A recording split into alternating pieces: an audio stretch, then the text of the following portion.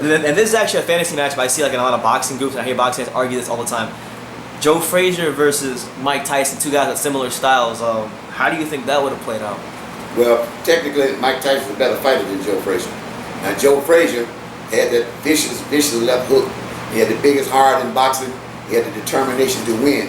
So when a fighter got that determination and that mental strength, and he has that dangerous left hook that's coming, it's very hard. It's very hard to hold a fighter like that back because he's mentally strong. The old time you say all the time, Stacey, the fight is in the head. Luther Versus, the guy who told me about staying out of the cameras and all this, was one of the great underrated trainers of all times.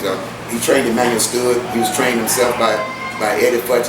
But he's always taught me that you're dealing especially with heavyweights. He said a heavyweight need a jab, a piece of left hook, and a right hand, and condition.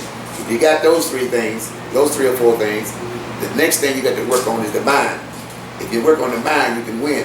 Now, I took what he said for the gospel of boxing because he would take Class C fighters and defeat Class A fighters. And basically it's because of mind motivation. So he proved to us that, look, you don't have to, even when Hagler got his first loss, there was Luther in the corner. Now, but Tyson had 2 hands. Joe had 1, Tyson had 2 hands. Tyson was quicker than Joe. Tyson could hit harder than Joe. The Tyson that was fighting before he was incarcerated was mentally as strong as Joe. So I have to go with Tyson against Joe Frazier, although I can't take anything from Joe. Joe's a great fighter.